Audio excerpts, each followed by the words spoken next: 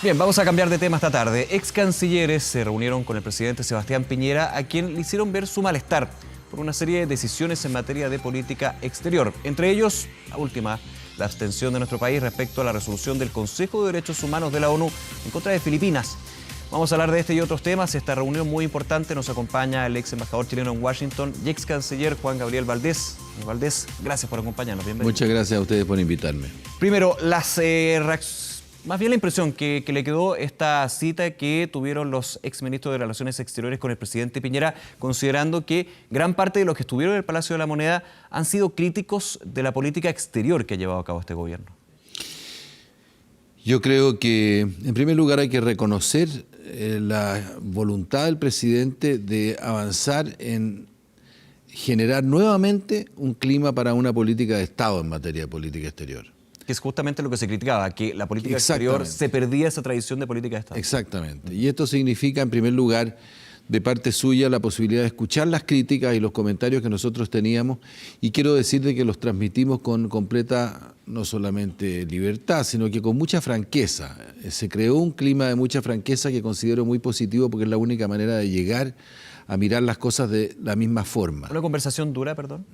2 horas. 2 horas. Sí, 2 horas. Con un tono que me imagino que justamente se habló sin tapujos de lo que les parecía. No solamente sin tapujos, sino que además se interrumpió, se cuestionó, se conversó como personas que tienen respeto y que están trabajando en un cuadro en el cual el interés de Chile es lo principal. Pero yo diría que las preocupaciones nuestras han venido sobre todo del hecho que 2 tradiciones esenciales de Chile, como es el trabajo multilateral de Chile, con lo que me refiero al trabajo con otros países para acordar soluciones a problemas globales, y el tema de la universalidad de los derechos humanos, son 2 temas que han aparecido en duda durante los últimos 2 años.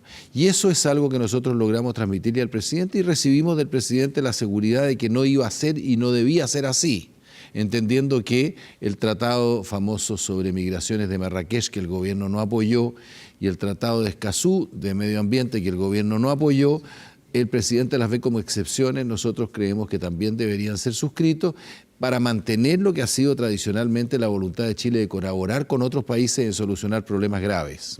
Claro, medio ambiente, migración, y quiero ir al último impasse que se dio en política exterior, que fue esta resolución del Consejo de Derechos Humanos de la ONU para investigar eventuales violaciones a los derechos humanos en Filipinas.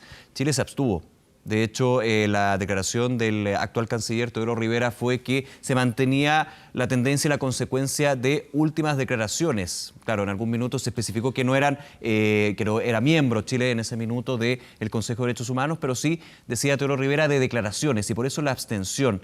Eso también fue tratado en la cita, entiendo yo, y me imagino que un punto bien complicado, considerando la crítica que se ha dado hasta llegar a hablar de doble estándar en materia de derechos humanos a nivel internacional. Es que es doble estándar, es inaceptable, es una cosa incomprensible que el gobierno decida abstenerse en un voto frente a lo que está sucediendo en Filipinas, que es de preocupación global, porque hay decenas de miles de muertos con ejecuciones sumarias en una supuesta guerra contra la droga que se ha traducido en una guerra contra los pobres a balazos de la policía. Entonces, en ese cuadro, naturalmente que Chile se abstenga es algo incomprensible, y así se lo hicimos ver al presidente. Naturalmente que allí, en mi opinión, voy a transmitirle mi opinión sobre lo que pasó, un error. Yo creo que allí hubo un error humano, como se llama. Alguien tomó una decisión mal tomada, esa decisión el presidente no la conoció, no se discutió el detalle de esto en la reunión, por lo tanto me atrevo a decirlo, porque si se hubiera discutido así en la reunión quizás no lo contaría públicamente. Hay algunos, pero es mi Juan impresión. Gabriel, sí, lo interrumpo. Hay algunos que piensan que más que un error fue una estrategia, pensando que a fin de año el presidente filipino Rodrigo Duterte, en el marco de la reunión de líderes de la PEC, podría llegar a nuestro país. Bueno, eso es un error. Pensar de que porque el presidente va a venir a una reunión multilateral que se desarrolla en Chile como la PEC, Chile tiene que abstenerse de tener un juicio en una materia tan grave como son los derechos humanos de Filipinas, es un grave error y creo que lo cometió la Cancillería. En ese punto, usted dice, claro, en esta decisión en particular de Filipinas se muestra una doble posición, también considerando que cuando hablamos de Venezuela se ha dicho que la política exterior del gobierno de Sebastián Piñera ha sido concreta, dura en términos de las declaraciones, bien personalizada en el mandatario en este caso. Le quiero llevar a lo que es la situación del canciller. El cambio en este caso que es Teodoro Rivera. Se ha hablado que en la administración anterior del Ministerio de Relaciones Exteriores el presidente Piñera era más bien el canciller en ese caso. ¿Se puede convivir con eso, con un presidente que es más presente que el canciller? Muchas veces lo público y lo privado son cosas totalmente distintas, así debe ser. Los presidentes tienen estilos distintos.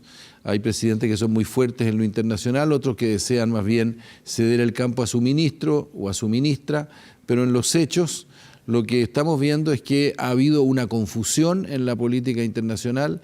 El primer periodo, el del ministro Ampuero, fue claramente caracterizado por impericia y por falta de claridad en lo que se quería hacer, y se perfilaron ciertas tendencias que, como digo, se parecen mucho a tendencias populistas que hay en la región. Rechazo a lo multilateral diciendo esto afecta a la soberanía nacional, confusión respecto de las posturas frente a derechos humanos, esa carta que salió del Ministerio de Justicia a la Comisión Interamericana de Derechos Humanos y que afectaba de alguna manera sus atribuciones y las de la Corte, son todas cuestiones que muestran un cambio en lo que ha sido la tradición en política exterior y la política de Estado de Chile. Por eso que estos temas nos preocuparon y se los hicimos ver al presidente ayer, y yo creo que es positivo que él haya reaccionado diciendo ¿por qué no creamos una discusión abierta de más largo plazo sobre cuestiones más estratégicas de la política exterior chilena y armamos mesas de trabajo? Yo no soy ningún fetichista de las mesas de trabajo, pero sí me parece que si la gente habla con claridad y nosotros le hablamos al presidente con respeto, pero con claridad, yo creo que podemos avanzar a tener un tipo de política exterior como la que tuvimos en el pasado. ¿Hubo alguna señal con respecto a generar estas mesas de trabajo? Las reuniones con ex cancilleres son bastante tradicionales con los distintos gobiernos, pero he tenido la oportunidad de hablar con Heraldo Muñoz, también con José Miguel Insulza y otros relacionados, y siempre llegamos un poco a la misma conclusión, de que aquí como que se perdió esta tradición republicana de que el consenso se llevaba con ex cancilleres, con presidentes también o presidentas, y con las comisiones de Relaciones Exteriores del Congreso, es decir, una decisión que se consultaba anteriormente. Bueno, yo pienso que yo tengo que entender que el presidente está expresando una voluntad cuando se reúne ayer con los ex cancilleres y hoy día con las mesas del Congreso en materia de política exterior. Eso es algo positivo. Ahora, ¿qué esto significa de que se cogobierne? No. ¿De que esto significa que el presidente pierda atribuciones o responsabilidad en las decisiones que está tomando? Tampoco. Pero sí queda claro de que se hace un esfuerzo por lograr posturas comunes. Y así como tuvimos posturas comunes en cuestiones tan importantes para Chile como Perú y Bolivia en La Haya. ¿Qué es el gran ejemplo? Los litigios en la Corte Internacional de Justicia. Que tengo que decir que era más fácil, porque todos estábamos dispuestos a defender lo que era la tradición en esta materia y lo que han sido las posturas de Chile basadas en tratados conocidos, que finalmente obtuvimos éxito justamente debido a eso. Ahora hay cuestiones que son más complejas de tratar, pero lo que no puede ser... Inmigración, por ejemplo. Inmigración es un tema extraordinariamente complejo y sin embargo las distancias y las diferencias no son tantas. Nosotros pensamos de que cuando aparezca la ley de migración que está aprobando el Congreso, se va a demostrar que las diferencias con el Tratado de Marrakech no son tantas como piensa el presidente de la República. Y así pensamos también que respecto del Tratado de Escazú no puede ser que Chile convoque a la principal reunión global en materia de medio ambiente y al mismo tiempo no ha firmado el tratado en el cual se compromete a responder en casos concretos de violación de lo que son los principios de cuidado del medio ambiente. Entonces, hay aquí una inconsistencia que a nosotros nos parece preocupante y que afecta el prestigio de Chile en el exterior, afecta nuestra propia seguridad, porque al fin y al cabo la seguridad de Chile se garantiza por la asociación con otros, no por nuestro propio poder, porque no lo tenemos de propio. Por lo tanto, siento que es bueno que esta conversación ocurra y hay una condición para que ella tenga éxito. La condición se dio ayer, que nosotros nos mantengamos firmes en las posturas que tenemos, de tal manera de que estas conversaciones no se transformen, como yo he visto que se han transformado algunas veces, en meros acontecimientos sociales. Porque para la foto, como se dice. Para la foto. No queremos eso. Aunque no sea simpático, hay veces que hay que representar de manera muy clara lo que uno cree. ¿Cómo se puede hacer la diferencia en ese sentido entre informar y consensuar? Porque muchas veces el presidente puede informar, yo voy a tomar tal decisión, y luego al preguntarse, por ejemplo, a la Comisión de Relaciones Exteriores del Senado, ahí se menciona, bueno, fuimos informados, no nos parece, pero por lo menos se nos informó. aquí ha habido de todo, desde nunca se nos consultó, nunca se nos informó, nunca se nos pidió la opinión.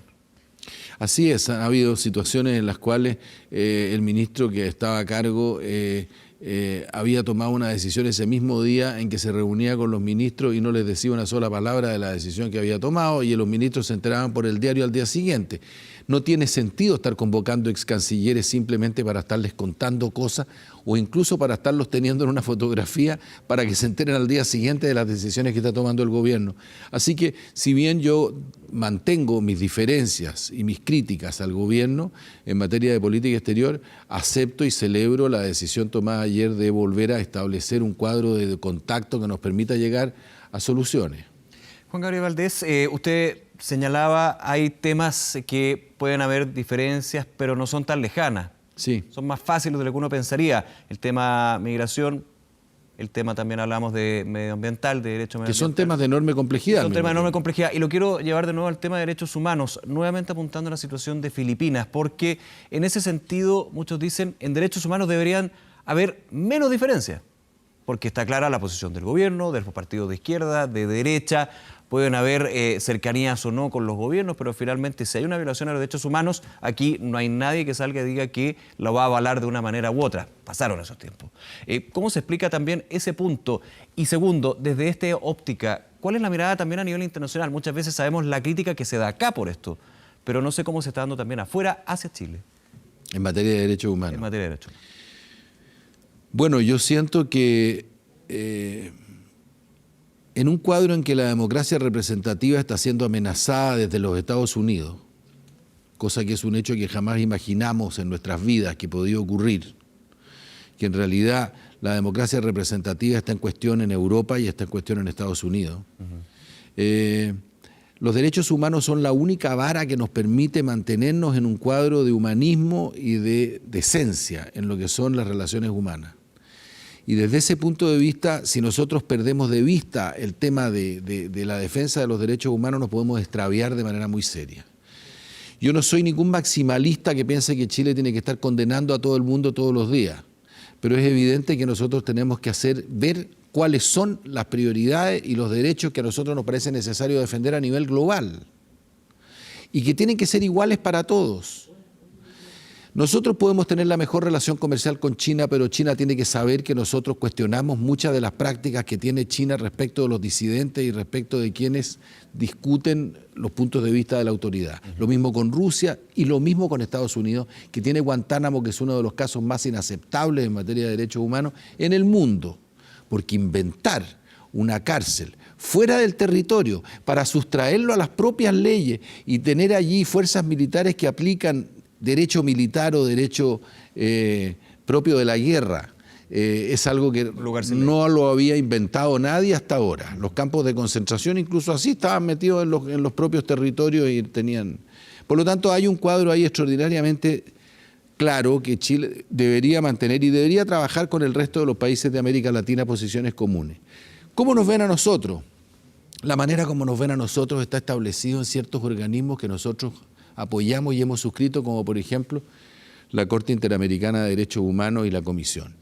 En el momento en que nosotros empezamos a cuestionar que esas cortes y esas comisiones deben respetar ciertas particularidades del Estado, en ese momento nosotros estamos tratando de limitar la capacidad de esas cortes de vernos y de juzgarnos. Porque justamente para eso son creadas esas cortes. Absolutamente. Y por lo tanto la pretensión de que nosotros, frente a los derechos universales, somos distintos y tenemos características especiales, a mí me parece que es algo que nosotros debemos renunciar de plano.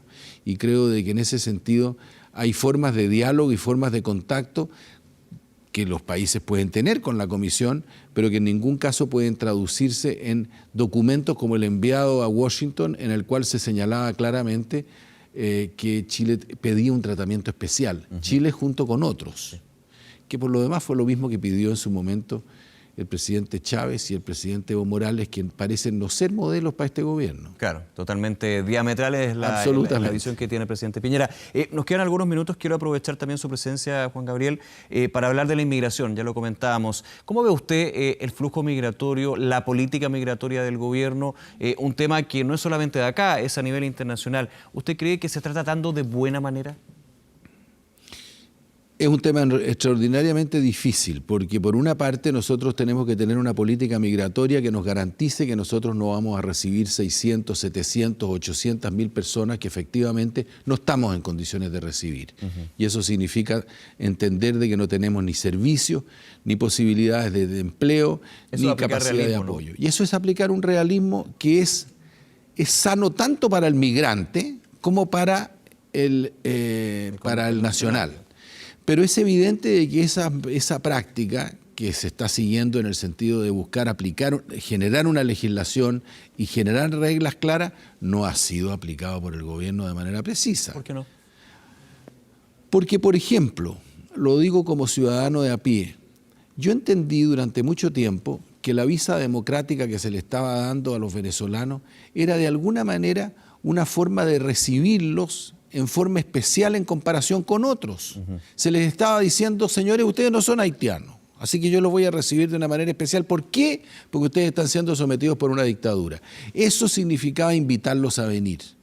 Esa invitación de pronto se ve interrumpida por la introducción de una visa que la gente que venía buscando ese asilo no sabía que existía. Por lo tanto, se vio casada en la mitad del viaje con una decisión que no fue comunicada a tiempo. Hubo ahí políticas contradictorias, que eso muestra de que, por ejemplo, la primera visa democrática no fue prevista en su momento, no fueron previstas las consecuencias que se iban a tener. Una decisión más bien de reacción al momento. Fue el momento en Cúcuta, la declaración de Juan Guaidó de parte del presidente Piñera. El momento Cúcuta es de los momentos más demenciales que ha tenido la política chilena exterior en su historia. Nunca imaginamos una situación de esa naturaleza, en que un presidente de Chile se trasladaba a otro país a participar en un acto político que tenía como intención, mediante la introducción de bienes humanitarios, provocar una insurrección militar y ojalá la salida del gobierno. Es una cosa que no había pasado nunca. Chile fue siempre apegado a la legislación internacional, aplicado al derecho a la no intervención, es decir, era otra nuestra tradición. En ese contexto se tomaron una serie de decisiones que preveían y estaban basadas en la hipótesis de que Maduro se caía en muy corto plazo. Y una de esas fue este tipo de visa que parecía una invitación a venir a los venezolanos, cuestión que sin duda mostraba un espíritu humanitario que se debe celebrar, pero por otro lado no tenía ninguna previsión de las magnitudes que podía estar generándose en el tiempo y que hoy día se están dando de manera evidente. Y muy marcado por la política, ¿no? Porque también ha sido parte del análisis, la presencia del presidente Piñera, la situación migratoria de los venezolanos, algunos hablan de decisiones erráticas que cambian de un día para otro y que justamente tienen en este estado. ¿Usted cree que muchas veces la política termina complicando el escenario? Yo lo veo así, yo veo que nosotros tenemos que mantener una tradición. Cuando estamos hablando de las tradiciones chilenas, yo mencioné lo multilateral, mencioné los derechos humanos, pero hay otra más que a mí me parece necesario incluir, que es la voluntad y la decisión de no transformar las decisiones de política exterior en ventaja electoral, que es la decisión de que aquellas cuestiones que se deciden en el terreno internacional no están calculadas de acuerdo a una encuesta para producir un efecto la próxima semana, porque en ese minuto eso se destruye la política exterior y destruye la credibilidad de la política exterior. ¿Usted cree que está pasando eso con la migración? Yo creo que está pasando eso con Trump y creo que está pasando eso con el populismo que se está estableciendo en el mundo. Todo lo que hace Trump está pensado en el terreno electoral y en el terreno de conseguir el voto de un Estado o de otro Estado. Esa lógica, si nosotros la importamos aquí, naturalmente que vamos a causar un desastre en materia de política exterior. Me temo de que en el terreno de Venezuela en un momento dado hubo cálculos sobre la forma como los partidarios del gobierno recibían esta voluntad del gobierno de enfrentar a Maduro y de abrir cualquier tipo de compuerta para que los venezolanos sintieran que Chile era uno de los países más afines a la política de confrontación con el régimen o la dictadura de Venezuela. En el tema de Venezuela, ¿usted ve un antes, un después, un punto de inflexión con el informe de la alta comisionada de los derechos humanos, Michelle Bachelet? Sin duda, creo que ella ha generado un impacto enorme, no solamente a nivel de Venezuela, sino que a nivel global.